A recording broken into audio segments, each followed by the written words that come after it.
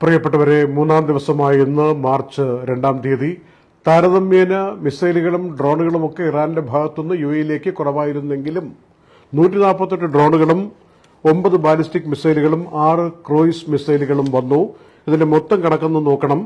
ആകെ ഈ 3 ദിവസങ്ങളിലായിട്ട് 871 സംഗതികൾ, അതായത് ഡ്രോണുകളും മിസൈലുകളുമായിട്ട് ഇറാന്റെ ഭാഗത്തുനിന്ന് യുഎഇയിലേക്ക് വന്നതിൽ 174 ബാലിസ്റ്റിക് മിസൈലുകൾ, അതിൽ 161 എണ്ണത്തിനെ ഇന്റർസെപ്റ്റ് ചെയ്തു. 13 എണ്ണം കടലിൽ പോയി വീണു.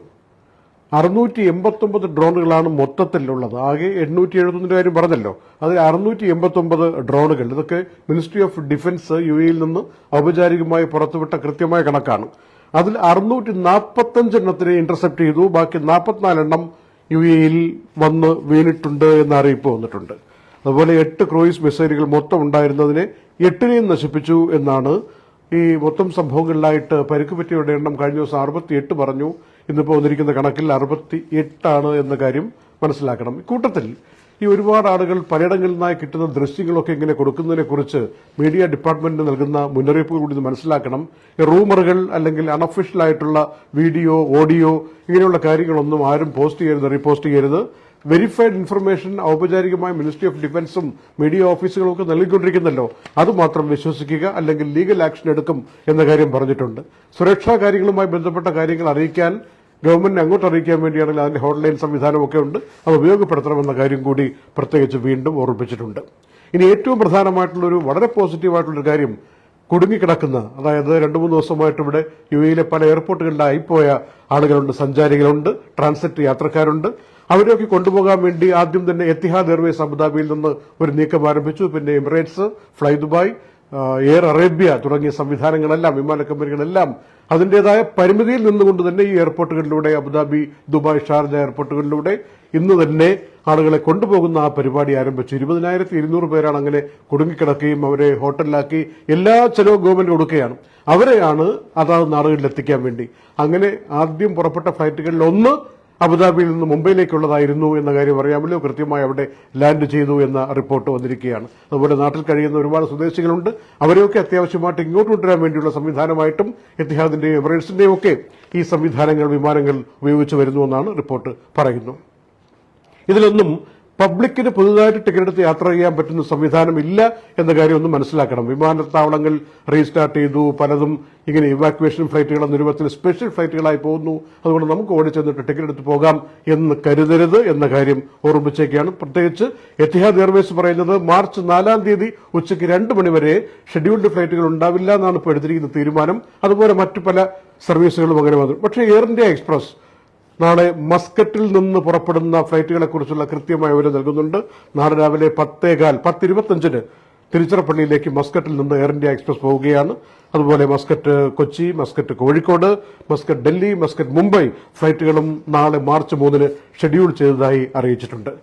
ഷാർജ എയർപോർട്ടും പരിമിതമായ വിധത്തിൽ അതിന്റെ സർവീസുകൾ തുടങ്ങാൻ വേണ്ടിയുള്ള സജ്ജീകരണങ്ങൾ പൂർത്തിയാക്കുകയും ഇന്ന് ആരംഭിക്കുകയും ചെയ്തതായി റിപ്പോർട്ട് പറയുകയാണ്. ഇതിനിടയിൽ അക്ബർ ട്രാവൽസ്, ഒരു 48-49 വർഷത്തെ ചരിത്രവും പാരമ്പര്യവും വിശ്വാസ്യതയുമുള്ള അക്ബർ ട്രാവൽസ് ഞങ്ങൾ അറിയിച്ചൊരു കാര്യം, നാളെ ഫുജേറയിൽ നിന്ന് കോഴിക്കോട്ടേക്കും കൊച്ചിയിലേക്കും മുംബൈയിലേക്കും ഫ്ലൈറ്റുകൾ രാത്രി ചാർട്ടേഡ് ഫ്ലൈറ്റുകൾ തന്നെ അക്ബർ ട്രാവൽസിന് അപ്രൂവൽ കിട്ടി, അങ്ങനെ പോവുകയാണെന്ന് പറഞ്ഞിട്ടുണ്ട്. അത് akbartravels.com എന്ന വെബ്സൈറ്റിൽ പോയിട്ട് അത് വിസിറ്റ് ചെയ്താൽ അതിന്റെ ടിക്കറ്റ് നിരക്കും കാര്യങ്ങളൊക്കെ അറിയാം. പിന്നെ എന്തെങ്കിലും സംശയം ഉണ്ടെങ്കിൽ 800-1234 എന്ന നമ്പറിൽ വിളിക്കണം എന്ന കാര്യവും ഞങ്ങളെ അറിയിച്ചിട്ടുണ്ട്. കൊച്ചിയിലേക്കുള്ള ഫ്ലൈറ്റ് 8:50-നാണ്, കോഴിക്കോട്ടേക്ക് 8 മണിക്കാണ് രാത്രി, മുംബൈയിലേക്ക് 10:50-നാണ് എന്ന കാര്യവും അറിയിച്ചിട്ടുണ്ട്. ഇനി അന്തർദേശീയ കാര്യങ്ങളിലേക്ക് പോകുമ്പോൾ പ്രധാനമായി മനസ്സിലാക്കേണ്ട യുദ്ധത്തിന്റെ ഗതിവിഗതികളെക്കുറിച്ചുള്ള ചില കാര്യങ്ങൾ അറിയുന്നത്, ഒന്ന്, ഇറാന്റെ 10 കപ്പലുകളെ നാമാവശേഷമാക്കി വകവരുത്തി എന്ന് അമേരിക്കയുടെ പ്രസിഡന്റ് പറഞ്ഞിരിക്കുന്ന വാർത്ത ഇന്ന് രാത്രി വരികയാണ്. 10 കപ്പലുകൾ അത്രയും സൂക്ഷ്മമായിട്ട് നിന്ന് ആക്രമിച്ച് കീഴടക്കി എന്നാണ്. US കൃത്യമായും ഈ വിഷയത്തിൽ മുന്നിൽ തന്നെയാണ് എന്ന് ട്രംപ് ഒരു പബ്ലിക് സ്പീച്ചിൽ പറയുകയാണ്. ഈ യുദ്ധം തുടങ്ങിയ ശേഷം പബ്ലിക്കിനെ അഡ്രസ് ചെയ്യുന്ന ആദ്യത്തെ ഒരു പ്രസംഗമാണ്. അതിലാണ് ഇക്കാര്യം സൂചിപ്പിച്ചിരിക്കുന്നത്. ഒരു കാര്യം കൂടി അദ്ദേഹം പറഞ്ഞത് നമ്മളെല്ലാവരും മനസ്സിലാക്കേണ്ടത്, 4-5 ആഴ്ച ഈ യുദ്ധം നീണ്ടുപോകാനുള്ള സാഹചര്യമുണ്ട് എന്നാണ്. ഈ ഇറാന്റെ ആണവോർജവുമായി ബന്ധപ്പെട്ട, ആണവ ആയുധവുമായി ബന്ധപ്പെട്ട കാര്യത്തിൽ ഒരു തീരുമാനമെടുക്കാൻ വേണ്ടി അവസാനത്തേതും ഏറ്റവും മികച്ചതുമായ ലാസ്റ്റ് ആൻഡ് ബെസ്റ്റ് ചാൻസ് എന്നാണ് ഈ യുദ്ധത്തെ അദ്ദേഹം വിശേഷിപ്പിച്ചിരിക്കുന്നത്. ഏറ്റവും വലിയ ആഘാതം ഇനി വരാനിരിക്കുന്നതാണ് എന്നാണ് ഇറാനെക്കുറിച്ചുള്ള ഈ കാര്യത്തിൽ ട്രംപ് ആവർത്തിച്ച് പറഞ്ഞിരിക്കുന്നത്. ഇനി പലതും കാണാനിരിക്കുന്നതേയുള്ളൂ, വരാനിരിക്കുന്നതേയുള്ളൂ എന്ന് പറയുകയാണ്. പിന്നെ 3 US ഭടന്മാർ മരിച്ച കാര്യം കഴിഞ്ഞ ദിവസം പറഞ്ഞല്ലോ, അതിപ്പോൾ ഇന്ന് 4 മാറിയിട്ടുണ്ട് എന്ന റിപ്പോർട്ട് വന്നിരിക്കുന്നു. അവർക്കുള്ള ആദരാഞ്ജലികളൊക്കെ ട്രംപ് അർപ്പിക്കുകയും ചെയ്തു. അതേസമയം അമേരിക്കയിൽ നിന്നുള്ള ഒരു ഡിഫൻസ് റിപ്പോർട്ട് പറയുന്നത് 6 ആഴ്ച നീണ്ടു നിൽക്കും. US സേന പറയുന്ന വാക്കൊന്ന് മനസ്സിലാക്കിയിരിക്കണേ, boots on ground in Iran എന്നാണ് ഇംഗ്ലീഷിലുള്ള പ്രയോഗം, യൂസേജ്. അതായത് അമേരിക്കൻ പട്ടാളക്കാർ ഇറാനിൽ ഇറങ്ങിക്കഴിഞ്ഞു എന്ന അർത്ഥത്തിൽ ഉള്ള ഒരു രീതിയാണ്. അതുകൊണ്ട് ഇനിയുള്ള നിയന്ത്രണം മുഴുവനും ഇറാന്റെ നിയന്ത്രണം മുഴുവനും അമേരിക്കയുടെ കയ്യിലായിരിക്കും എന്ന രൂപത്തിലാണ് ഈ അറിയിപ്പ് വന്നിരിക്കുന്നത്. എന്നാൽ ഇറാനിൽ നിന്ന് വന്നിരിക്കുന്ന വാർത്തകളൊക്കെ ഒരു കാരണവശാലും വിട്ടുകൊടുക്കില്ല, ശക്തമായി പോരാടും, തിരിച്ചടിക്കുന്നത് ശക്തമായിരിക്കും എന്നൊക്കെ പറഞ്ഞുകൊണ്ടാണ് മുന്നോട്ട് നീങ്ങുന്നത്. അതിന്റെ ഭാഗമായിട്ടുള്ള ഒരു പവർ സ്റ്റേഷൻ കുവൈറ്റിൽ പുകപടലങ്ങൾ ഉയരുന്നതിന്റെ ദൃശ്യങ്ങളാണ് പിന്നെ നമ്മൾ അറിയുന്നത്. അമേരിക്കൻ എംബസി കുവൈറ്റിൽ പുകപടലങ്ങൾ ഉയരുന്നു. US യുദ്ധവിമാനങ്ങൾ കുവൈറ്റിൽ 3 യുദ്ധവിമാനങ്ങൾ വെടിവെച്ചിട്ട സാഹചര്യമുണ്ടായി. അത് പക്ഷേ വൈകുന്നേരം അറിയുന്നത് അത് ബൈ മിസ്റ്റേക്കിൽ കുവൈറ്റിന്റെ മിനിസ്ട്രി ഓഫ് ഡിഫൻസിന്റെ ഉദ്യോഗസ്ഥർ തന്നെയാണ് അങ്ങനെ വെടിവെച്ചിട്ടത് എന്ന രൂപത്തിലും വാർത്തകൾ വന്നുകൊണ്ടിരിക്കുകയാണ്. ഇതിനിടയിൽ ഇസ്രായേൽ ലെബനോനിൽ നേർക്ക് ആക്രമണം നടത്തുന്നു, ഇറാനിൽ ആക്രമണം നടത്തുന്നു. ലെബനോനിൽ 31 പേർ മരിക്കുന്നു. ഇറാനിൽ മൊത്തം മരണസംഖ്യ 555 മാറിയിരിക്കുന്നു. ഏറ്റവും പ്രധാനപ്പെട്ട ഒരു കാര്യം, ഒരല്പം ആശങ്ക ഉളവാക്കുന്നത്, രാവിലെ മുതൽ ഇന്ന് നാട്ടിൽ നിന്നും ഇവിടെ നിന്നുമൊക്കെ ആളുകൾ പരസ്പരം ചോദിക്കുന്നത്, അതിനൊരു സ്ഥിരീകരണം കിട്ടാത്തതുകൊണ്ടാണ് നമ്മൾ വാർത്തകളിലൊന്നും അധികം കൈകാര്യം ചെയ്യാത്തത്.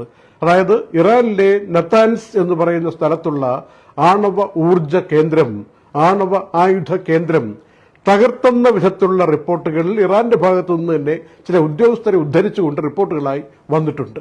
പക്ഷെ അതിനെ കൗണ്ടർ ചെയ്തുകൊണ്ട് ഇന്റർനാഷണൽ അറ്റോമിക് എനർജിയുടെ ഈ ഒരു അന്താരാഷ്ട്ര ഏജൻസി ഉണ്ടല്ലോ, IAEA, അവർ പറയുന്നത് അങ്ങനെ ഒരു സംഭവം ഉണ്ടായിട്ടില്ല, അതിന്റെ വികിരണമൊന്നും അളക്കാൻ പറ്റിയ രൂപത്തിൽ വന്നിട്ടില്ല, അങ്ങനെ ഇല്ല എന്നാണ്.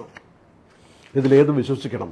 നാട്ടിൽ നിന്നൊക്കെ ഒരുപാട് ആളുകൾ വിളിച്ച് ചോദിക്കുന്നു, അങ്ങനെ ഒരു പ്രശ്നം ഉണ്ടായാൽ മേഖല മുഴുവനും അത് ബാധിക്കില്ലേ, വികിരണം ഉണ്ടാവില്ലേ? ഏതായാലും IAEA എന്ന പ്രസ്ഥാനത്തെ നമ്മൾ വിശ്വസിക്കണം. ഔദ്യോഗികമായിട്ടുള്ള ഏജൻസിയാണ്, ഇന്ന് ലോകത്ത് ആണവോർജ്ജത്തെ നിയന്ത്രിക്കുന്ന ഏജൻസിയാണ്. അവർ പറയുന്നു അങ്ങനെ ഒരു പ്രശ്നമില്ല, അതുകൊണ്ട് സമാധാനമായിട്ട് കിടക്കൂ, ഉറങ്ങൂ എന്നാണ് ഞങ്ങൾക്കിപ്പോൾ പറയാനുള്ളത്. ഖത്തറിലെ റിപ്പോർട്ട് പറയുന്നത് 2 ഇറാനി വിമാനങ്ങളെ വെടിവെച്ചിട്ടു എന്നാണ് ഖത്തറിന്റെ ഭാഗത്തു നിന്നുള്ള ഒരു അറിയിപ്പായിട്ട് വന്നിരിക്കുന്നത്. പിന്നെ അബുദാബിയിലെ കാര്യം രാവിലെ പലവട്ടം നമ്മൾ സൂചിപ്പിച്ചതാണ്. ഐക്കാഡുമായി ബന്ധപ്പെട്ട, മുസ്തഫയുമായി ബന്ധപ്പെട്ട ഈ ഇന്റർസെപ്റ്റ് ചെയ്തതിനു ശേഷമുള്ള കഷ്ണങ്ങൾ, അവശിഷ്ടങ്ങൾ വന്നു വീണിട്ടുണ്ടായ സാഹചര്യത്തെക്കുറിച്ച്, ചെറിയ കെട്ടിടങ്ങൾക്കൊക്കെ നാശനഷ്ടങ്ങൾ ചെറിയ രൂപത്തിലുണ്ടായി, വളരെ മൈനറാണ് എന്ന അറിയിപ്പ് മിനിസ്ട്രി ഓഫ് ഡിഫൻസ് തന്നെ രാവിലെ തന്നെ പറഞ്ഞതാണ്. അതിനപ്പുറമൊന്നും സംഭവിച്ചിട്ടില്ല.